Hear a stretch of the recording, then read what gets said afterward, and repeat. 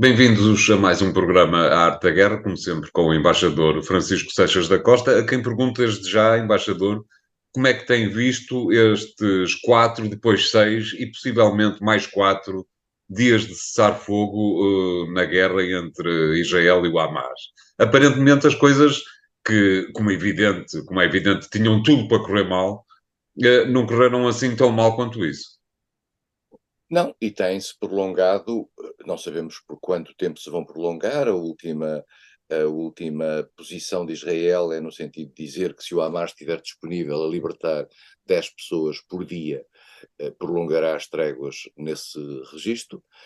É uma coisa um bocadinho estranha, não lhe parece? Peço desculpa por interromper, embaixador. Não é um bocadinho estranho que uma guerra seja uma espécie de contabilidade de grupos de 10? É verdade. Ou de 10 ou de Ou que 4, sejam, exato, claro. Né? seja, é de facto um pouco estranho, o que prova que a centralidade da posição israelita nesta questão é a obtenção dos reféns. E que se sentirá completamente à vontade a partir do momento em que os reféns estejam na sua mão. E, portanto, o que Isso é dá, o que o Hamas sabe, não é verdade? Hamas sabe e aquilo com que o Hamas conta. E é a razão pela qual o Hamas fez reféns civis. Israel, entretanto, vai libertando palestinos, mas entretanto também os vai prendendo, porque entretanto têm vindo a ser presos mais palestinos na região. Israel tem uma legislação que convém que os nossos ouvintes saibam, que permite fazer detenções de natureza administrativa até 20 anos. E é o único país do mundo que eu saiba que pode deter e manter em prisão crianças e serem crianças julgadas ou mantidas por períodos indefinidos em prisão, crianças que noutro país qualquer estariam isentas, digamos, da jurisdição. Eh, Dir-se-á, são crianças que se revoltaram, é verdade, mas nos outros países isso também acontece e há legislação específica que prevê o tratamento das questões de criminalidade, se assim se pode dizer, das crianças. Israel considera que as crianças são um objeto passível de prisão e tem, ao longo desde 1967, Israel prendeu quase 800 mil pessoas. Foram umas libertadas, outras mantidas. Há pessoas há muitos anos, muitos anos presas, e há pessoas que há muitos anos estão presas sem qualquer julgamento. O que, aliás, de certa maneira, repete aquilo que se passa em Guantánamo, só que em Guantánamo, os Estados Unidos encontraram um mecanismo e um modelo de extraterritorialidade que lhes permite dizer que aquelas pessoas não estão sujeitas às leis nacionais. Em Israel, essas pessoas estão sujeitas às leis nacionais, só que as leis nacionais dão total e completa liberdade ao governo para manter essas pessoas em cativeiro. Dito isto, eu volto sempre a sublinhar isto, o caráter obsceno desta transação, a meu ver, assenta maioritariamente na circunstância do Hamas estar a comprar alguns dias de paz com base em pessoas que raptou, depois de uma ação violenta em que matou 1.200 e trouxe outras mulheres, crianças, etc. para o seu... O Hamas está também, digamos, fora de qualquer enquadramento moral. E mais do que isso, nós quase nos esquecemos, nesta troca de reféns por prisioneiros, quase esquecemos de onde é que vêm os reféns. Os reféns vêm, são civis inocentes que foram raptados de Israel. Estamos aqui numa guerra com contornos de moralidade muito discutível dos dois lados. Este tempo, como o António dizia, é um tempo estranho, porque pressente-se que estamos aqui a travar aqui uma guerra de dias. Israel está a preparar-se para fazer uma invasão de Gaza até ao sul, onde estão uns milhões de palestinos. Isto tem dado, digamos, um balão de oxigênio àquilo que é a ação humanitária em Gaza. Israel está claramente sob pressão e, mais do que isto, vai estar sob observação a partir do momento em que a trégua acabar. A trégua, de certa maneira, está nas mãos do Hamas. O Hamas tem a possibilidade de gerir este calendário com limite, a menos que faça outra ação e rapte mais reféns, mas Exatamente. tem X reféns e Israel já pôs este limite de 10 dias, repare bem, porque para evitar que se fossem 3 reféns por dia, isto prolongava-se um mês, ou 2 meses, ou 3. E, portanto, Israel não quer isso, quer resolver o assunto. E há a sensação, que dentro do governo israelita, dentro da máquina política israelita, há alguma tensão entre, por um lado, os setores militares que estão muito interessados em resolver a questão em Gaza e que pressentem que o Hamas, com esta trégua, está a ganhar tempo para a sua reorganização, e aqueles que no governo são mais sensíveis àquilo que é a pressão internacional, seja dos países que têm relações com Israel, seja das organizações internacionais, em particular das organizações humanitárias, que pressentem que, apesar de tudo, é preciso cuidar da imagem de Israel. E, portanto, houve aqui um compromisso, o compromisso é esta trégua e é esta troca, mas não sabemos como é que isto vai durar, e mais do que isso, não sabemos o que é que aí vem a seguir, em termos de... A seguir vem, com certeza, embaixador, permita-me que o interrompa, uma ação altamente musculada, porque as forças de defesa de Israel têm que apagar aquilo que parece ter sido alguma má imagem que ficou de 7 de outubro e má imagem interna que ficou de 7 de outubro. Sim, sim, com certeza. E terão, mas enfim, mas uma das coisas que desde o dia 7 de outubro tinha ficado, digamos, a débito do próprio governo israelita, tinha a ver com a questão dos reféns. Se eles resolverem a questão dos reféns, metade da preocupação está resolvida. Não está resolvida, digamos, a culpa da ação militar e do descaso da ação militar, da falta de intelligence, da falta de forças militares na altura que pareciam que aparentemente estariam deslocadas para outras zonas da Cisjordânia, etc. Mas depois acho que o governo estará um bocadinho de mãos mais livres. Resta saber, entretanto, que tipo de entendimento no quadro da comunidade internacional que lida com Israel terá sido feito. Em que é que os americanos poderão ter influenciado alguma coisa, nós sabemos que há um limite para isto, mas de todo modo, Israel ganhou aqui, o Hamas ganhou aqui um balão de oxigênio e Israel ganhou aqui uma expectativa grande por parte do mundo. Vamos ver. Outra questão que me parece um pouco bizarra tem exatamente a ver com a ação humanitária que está a ser introduzida no sul da faixa de Gaza.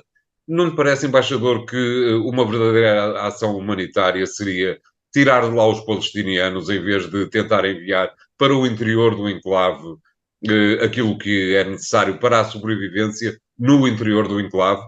Recordo que, por exemplo, nas primeiras semanas do conflito na Ucrânia, quando a Rússia invadiu esse país, a ação foi exatamente retirar as pessoas da frente da guerra e retirar o maior número de pessoas possível do país. Não era suposto acontecer mais ou menos o mesmo com os palestinianos que estão neste momento no sul da faixa de Gaza? António, se o que diz fosse levado à prática, Israel ficaria todo contente.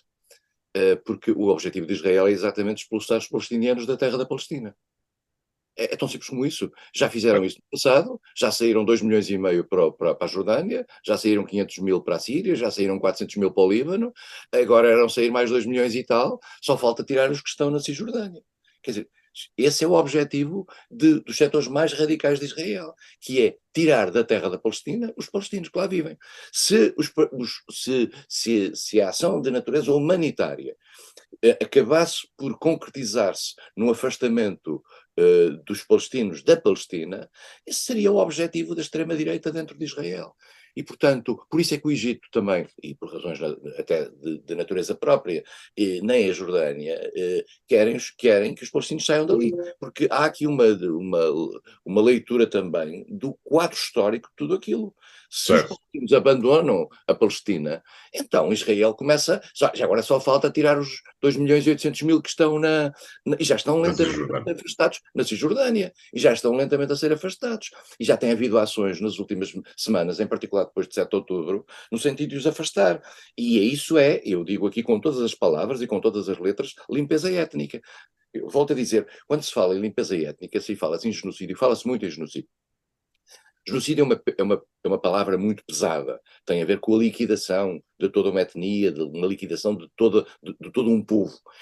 A limpeza étnica não é isso. A limpeza étnica é o afastamento de fações de uma certa etnia, de uma certa zona, para criar uma homogeneidade a quem fica. E a homogeneidade a quem fica era a homogeneidade aos israelitas.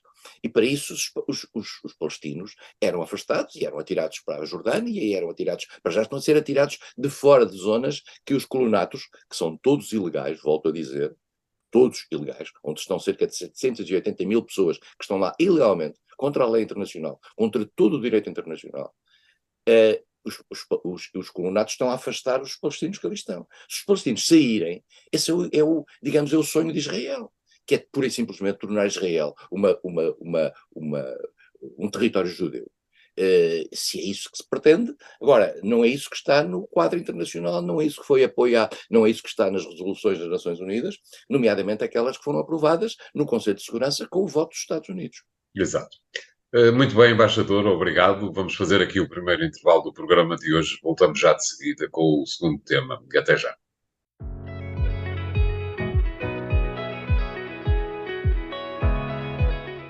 Bem-vindos à segunda parte da Arte da Guerra, desta vez para pedirmos ao embaixador Seixas da Costa que nos fale um pouco da forma como viu os acontecimentos mais recentes em duas geografias muito distantes uma da outra, mas que estão unidas por determinado ponto.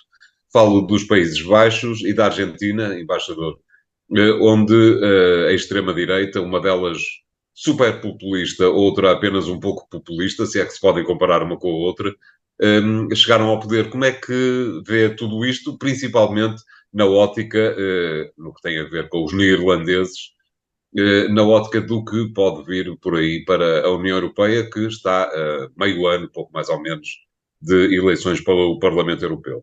Quando nós ouvimos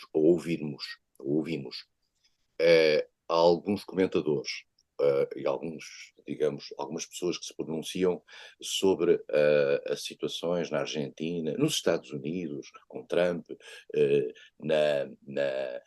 agora na, na Holanda, mas também já vimos em Itália.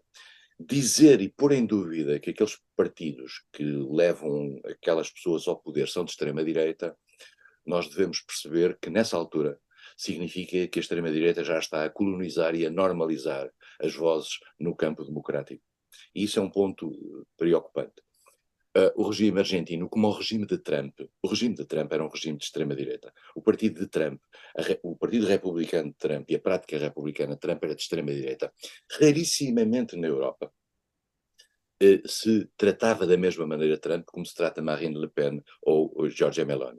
É muito interessante ver isso, porque os Estados Unidos têm uma espécie de uma bolha que se pensava que era a capacidade do regime democrático sobreviver, e que depois se viu nos acontecimentos de janeiro, da tomada de posse, o que é que ia acontecendo.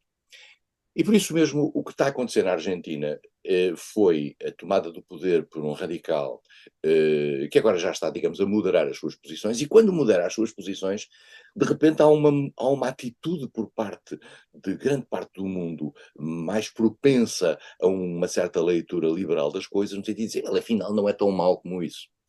Depois de ele dizer que ia liberalizar a venda de órgãos do corpo, depois de dizer as maiores barbaridades sobre o fim do Banco Central, sobre a dolarização da economia, sobre um conjunto de redução dos ministérios a meia dúzia, e tudo isto está num quadro que naturalmente Milei, essa personagem, inclusive já cortou o cabelo, o que também de certa maneira revela a necessidade de aproximar-se de um modelo ligeiramente mais palatável, já está a começar a recuar.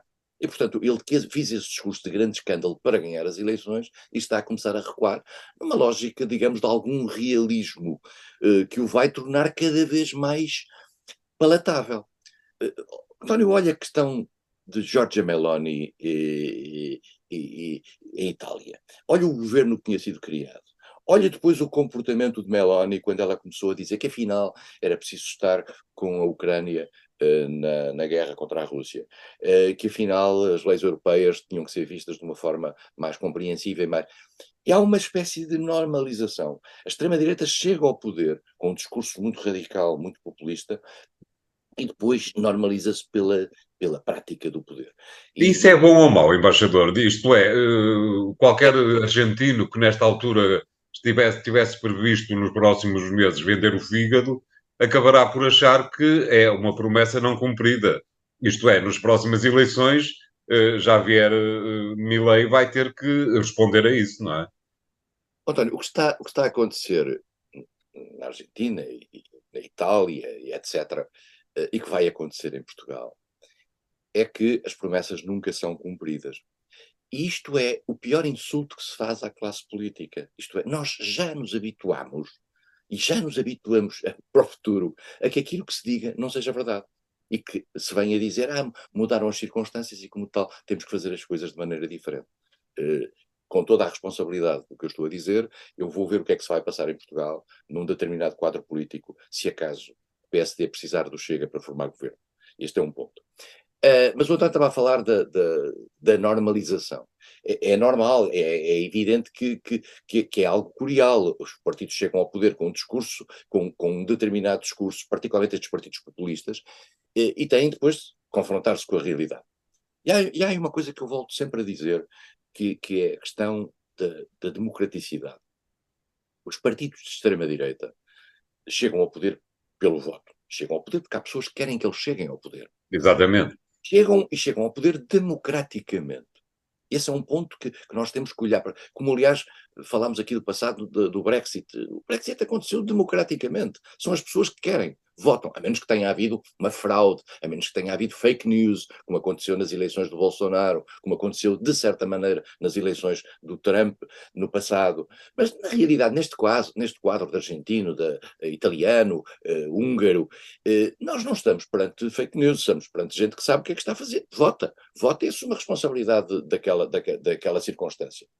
Mas há uma coisa que é muito importante, e por isso mesmo acho que tem que haver um grande respeito por estas pessoas que põem o seu voto. Estas pessoas que põem o seu voto, tanto faz no Milei como amanhã no Sr. Ventura, são pessoas que têm problemas e que julgam que colocar o seu voto ali resolve o problema. E nós temos que ter respeito por estas pessoas.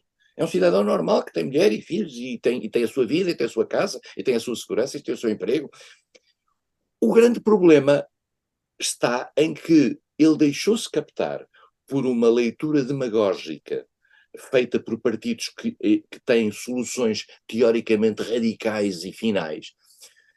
Porquê? Pela simples razão de que os partidos moderados, os partidos do centro do espectro político, não foram capazes de encontrar soluções para essas questões. Porque as questões são reais. Essas pessoas estão mal dispostas, estas pessoas votam dessa maneira, porque as questões são reais. E, portanto, precisavam era de encontrar respostas moderadas para essas questões reais. Não. Como não há respostas moderadas plausíveis, ou talvez porque já se habituaram a que os partidos do centro acabem sempre por desmentir e por, no fundo, não fazerem nada daquilo a que prometem, essas pessoas acabam por votar nas soluções radicais. Muitas à extrema-direita, muitas mais à esquerda também.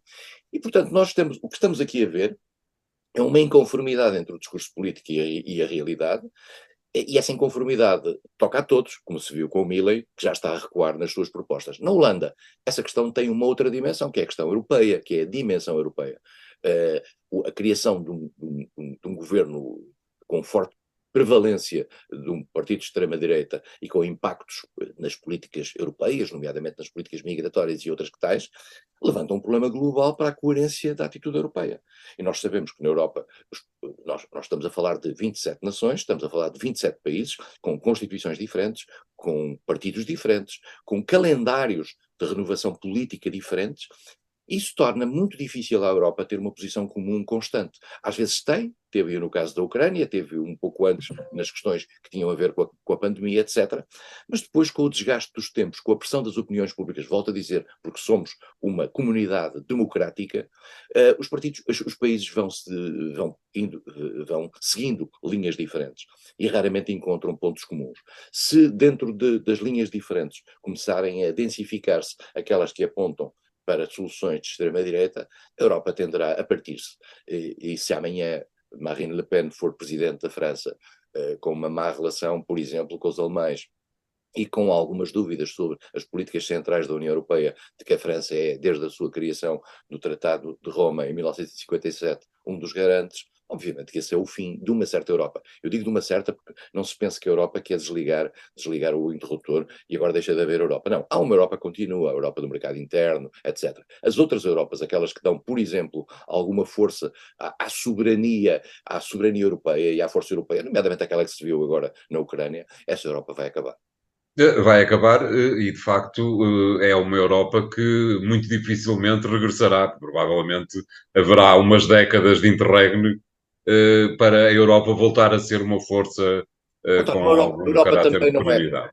Mas, António, convém lembrar uma coisa às pessoas, é que a Europa foi criada em 57, esta estrutura europeia das comunidades europeias, as três comunidades europeias, foram criadas em 57 e só começaram a ter, digamos, alguma força política com o Tratado de Maastricht. Estamos a falar do início dos anos 90. O que significa, portanto, que a Europa esteve mais ou menos congelada durante a Guerra Fria, até ao fim da Guerra Fria, até ao fim da União Soviética. E é o Tratado de Maastricht que acha que no fundo, consagra aquilo que foi um acordo entre os países europeus, no sentido de dizer temos aqui uma oportunidade para podermos ser uma força política. Como dizia Delors, a União Europeia é um anão político ao lado de um gigante económico. Portanto, a ideia foi dar músculo político àquilo que era um gigante económico.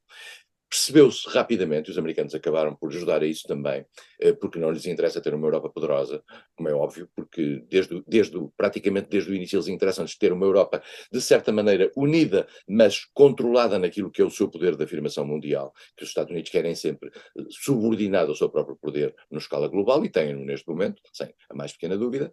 E, portanto, essa Europa política, eu acho que se esboroou muito depois do alargamento, e em particular depois das tensões e eu diria, da diversidade introduzida com o alargamento. Com os alargamentos futuros, essa diluição será, a meu ver, ainda muito maior. Eu acho que a Europa política, a Europa forte, a Europa militar, a Europa com uma voz única, essa Europa é um sonho apenas. Sim, claro, evidente.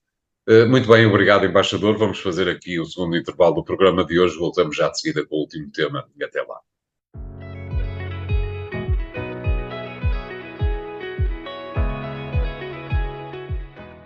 Bem-vindos à terceira parte de Arte da Guerra. Desta vez, embaixador, para lhe pedir para passear connosco um pouco num país onde está a verificar-se uma movimentação contrária àquela que surgiu nos Países Baixos. Estou a falar da Polónia, onde, depois de uma série de anos onde um partido radical extremista de direita, não com certeza da extrema-direita, da GEs, de outras localizações, mas que acabou por perder para uma proposta mais mediana e mais europeísta, digamos. Como é que vê o desenvolvimento político da Polónia nas últimas semanas? Eu estive na Polónia quase 4 dias, aqui a semana passada, razão pela qual, aliás, não tivemos este programa, mas tive razões pessoais, e pude apreciar na conversa que tive com várias pessoas o que é o ambiente.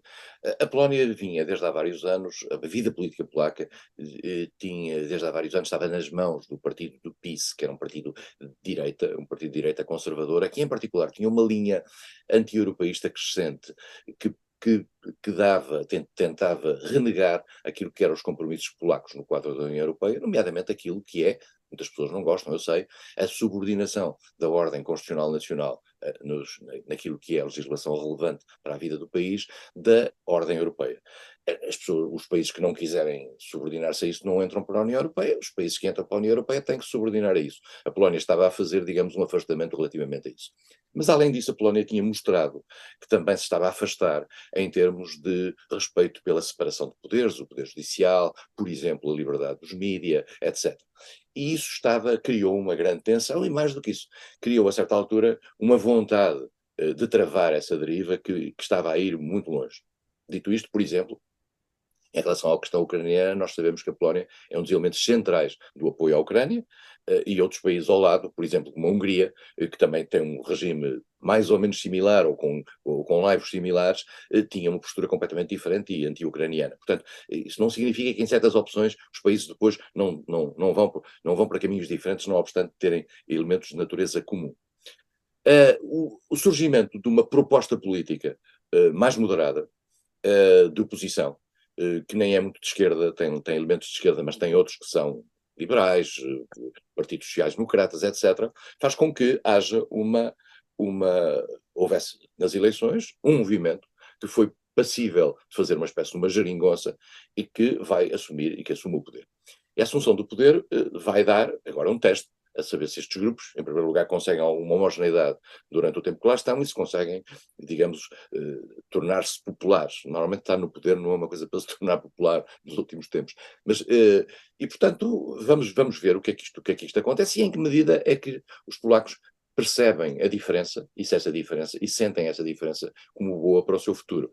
A Polónia é um grande país, é um país com uma grande ambição, é um país com uma ambição de ser um grande polo no leste da Europa, um polo que procura inclusivamente alguma influência ali à volta, nos países bálticos, etc., que também às vezes tem algumas tensões, porque nem todos eles veem isso com a mesma bonomia, mas é um país extraordinário sob ponto de vista orgânico, na sua estrutura até humana.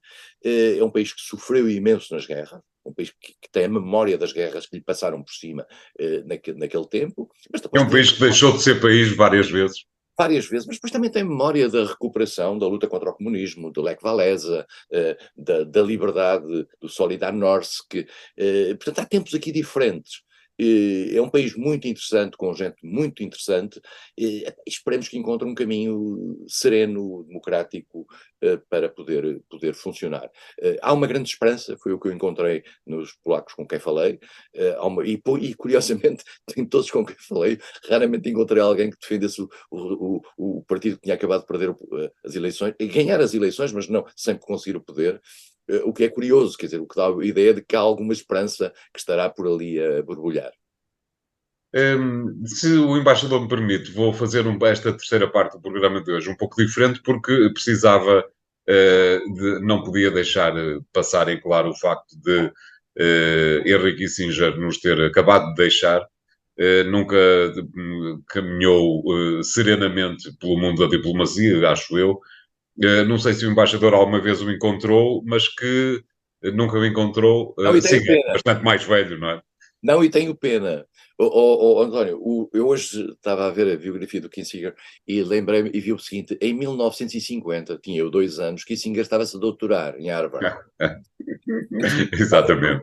E, portanto, mas tem livros que são absolutamente, eu não gosto de usar esta expressão, que é uma expressão de jornalismo pobre, incontornáveis. E um deles que saiu há pouco tempo, que tem uns anos, são perfis de vários líderes, como Margaret Thatcher, como Ronald Reagan, como Richard Nixon, coisas muito. Anwar el-Sadat é um livro muito interessante que eu recomendo vivamente. Henry Kissinger é um homem que saiu da Europa, nasceu na Alemanha, foi refugiado durante a guerra, no final da guerra, foi para os Estados Unidos, adquiriu nacionalidade americana, chegou primeiro a Conselheiro de Segurança Nacional, de professor universitário, com imenso prestígio, chegou a Conselheiro de Segurança Nacional, de Nixon, depois passou a secretário de Estado, isto é, ministro dos Negócios Estrangeiros, foi a primeira pessoa, aliás, e a única, creio eu, até hoje, que fez a transição, ou julgo que não, pensando bem. Acho que houve uma outra pessoa.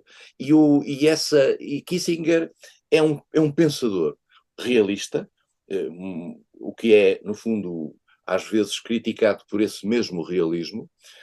Nós cruzámos-nos historicamente, Portugal cruzou-se historicamente com Kissinger em duas ocasiões principais. Em primeiro lugar, era aquela em que ele estava convencido que Portugal em 75 ia se tornar uma ditadura comunista e terá sido convencido por Carlucci, o embaixador que aqui estava, de que isto não era inevitável e que, portanto, valia a pena apoiar as forças moderadas em Portugal. E o segundo encontro, digamos, tem a ver com a circunstância de ter sido ele a convencer Gerald Ford, presidente americano que sucedeu a Nixon, a dar luz verde a que os indonésios invadissem Timor.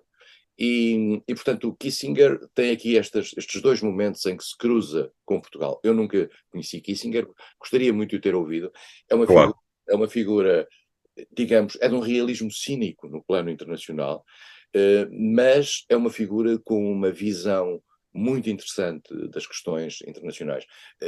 A última, digamos, o último momento de Kissinger, um pouco controverso foi, no início da guerra da Ucrânia, dizer que a Ucrânia tinha que fazer concessões de natureza territorial. Depois disso já corrigiu o tiro, mas no início disse que tinha que haver ali uma acomodação. Porquê? Porque Kissinger é um homem que, na lógica de alguma diplomacia, e eu não estou muito longe, digamos, dessa escola, acha sempre que vale mais um mau acordo do que não haver acordo. Vale a pena, por vezes, encontrar soluções de meio caminho, com algum compromisso. Eu diria mesmo soluções em que todos se sintam mal, normalmente são as boas soluções diplomáticas. São aquelas em que todos se sentem um bocadinho bem e um bocadinho mal. Mas que... Na América do Sul não praticou muito, não é verdade, embaixador? A América do Sul, digamos que foi a zona de combate de Kissinger, que tem as mãos sujas do sangue de Salvador Allende. De Salvador Allende e de E muitos muitos mais, mas claro. mais, nomeadamente nas ditaduras argentinas e tal, porque era a lógica da Guerra Fria. Na lógica da Guerra Fria, eu não sei como é que vou traduzir isto, já, uma vez creio que já disse isto, vou tentar dizer com palavras mais suaves. Havia um presidente americano, Roosevelt, que a propósito dos ditadores que estavam do lado da América, dizia, ele é um bandido, mas é o nosso bandido. A expressão não é bem assim. He's a son of a bitch, but it's our son of a bitch. E, portanto, Kissinger cultivou vários bandidos desses porque lhes convinha. O que, de certa maneira, desqualifica o facto de se colocar do lado da liberdade. Ele considera que a liberdade dos interesses dos Estados Unidos é uma liberdade mais importante do que tudo aquilo que seja a leitura dos outros. E há quem pense, eu penso, que o António lembra-se daquela velha frase do antigo secretário do Tesouro americano que dizia: o que é bom para a General Motors é bom para os Estados Unidos. Eu hoje em dia, olhando para o mundo depois destes anos todos, eu pergunto mais vezes se o que é bom para os Estados Unidos é bom para os seus aliados. Exatamente. Temos que ter alguma... Os Estados Unidos acham sempre que os seus interesses são... Se alguém não segue os seus interesses é porque está errado. Eu já tive embaixadores americanos no meu gabinete a entregar uma nota com um texto dizendo esta é a nossa posição e que obviamente vocês têm que ser a vossa. Quer dizer, porque eles acham que não tem sentido não seguir a posição americana. E Kissinger era um bocado isso. Lembra-se, por exemplo, que é sempre saudado nas suas relações com Pequim, tendo em conta aquilo que foi a ping-pong diplomacy e a ida de lá de Nixon, e o momento em que utilizou aquilo que era um mal-estar entre a China e a União Soviética para colocar a China de Pequim no Conselho de Segurança para isolar Taiwan. O problema de Taiwan hoje em dia É feito por Kissinger. criado por Kissinger. Este isolamento de Taiwan é criado por Kissinger em 1971-72. Portanto, digamos, é um interesse americano conjuntural que dita sempre a vontade de Kissinger. Mas pronto, se calhar este é o destino dos diplomatas. E o outro destino dos diplomatas, embaixador, é talvez é um destino que se deve obrigar os diplomatas a ter, passar todas essas experiências ao livro. Kissinger fê-lo por várias vezes e, como acaba de dizer, livros muito interessantes. Parece-lhe que é uma decisão que torna os diplomatas responsáveis por aquilo que viveram e que, portanto, devem transferir para a história. Estou a falar de si próprio, embaixador, como deve calcular. Bom, António, muito obrigado por me dar esta passarela para o livro que eu escrevi e que está desde o dia 21 à venda, e que são histórias precisamente passadas na vida diplomática, algumas mais divertidas, algumas menos divertidas, mas quase todas elas, digamos, são todas em nome pessoal, são todas daquilo que eu passei, que eu vi. Não é aquelas em que eu fui, contrariamente a Kissinger, que foi um protagonista. Não, eu não fui um protagonista da maioria das coisas. Os embaixadores, mesmo os secretários de Estado, que é o lugar que eu ocupei, têm um papel menor, mas podem estar atentos e podem estar a olhar para as coisas com alguma atenção. E eu procurei, em 700 páginas, contar 320 histórias. É um livro, há uma técnica que eu digo aos meus amigos quando ficam assustados com isto: abram o livro exatamente a meio, leiam a história que lá está, que ela tem 2, 3 páginas no máximo, e podem dizer a toda a gente: já vou a meio do livro. É um livro que se chama-se Antes que me esqueça, é uma edição da Don Quixote, está à venda nas livrarias e já está em segunda edição, devo já dizer, e neste momento, e é uma... No fundo é um retrato, são pequenas memórias. Não é um livro de memórias, é um livro que junta memórias, mas não é o meu livro de memórias, porque eu não tenho essa ambição. É um livro que junta pequenas memórias, algumas mais divertidas, acho que as pessoas, acho que é simpático para ler, porque como não tem ordem sequencial, e como nenhuma destas histórias se liga às outras, e não é preciso ler uma para chegar à outra, e como a ordem cronológica é completamente baralhada, eu devo dizer que encontrei uma fórmula que eu acho que é atípica, porque eu nunca vi memórias misturadas. Se dá ou não dá, a única solução é ver se os leitores gostam. Portanto, e se comprarem, melhor ainda, é sinal, até porque 50% dos direitos de autor vão para a Associação Protetora dos Diabéticos de Portugal, uma entidade para a qual com a qual eu tenho um grande carinho, e portanto decidi que era uma oportunidade, agora nesta altura de Natal, para as pessoas lerem histórias muito curtas, podem-nas ler no minuto, e que se passam desde o Japão à Coreia, à Angola, ao Congo, aos Estados Unidos, sei lá, à Inglaterra, à Noruega, as coisas mais variadas, à Índia, está lá tudo, são pequenas histórias, pequenos episódios que me aconteceram na vida e que eu achei que lentamente juntei isto entre 2009 e 2000, e agora 2022, e no fundo representa a minha vida na carreira diplomática e conjunturalmente na parte política, entre 1975, foi quando entrei para a carreira, até que saí em 2013.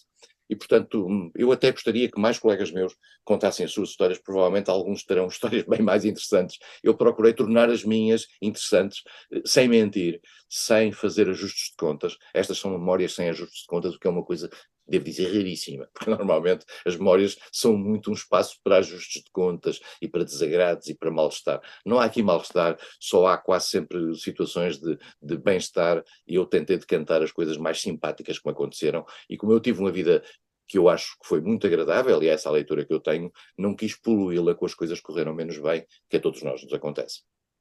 Obrigado, embaixador. Confesso-lhe que já cheguei a meio do livro, mas não com esse subterfúgio de que nos falou.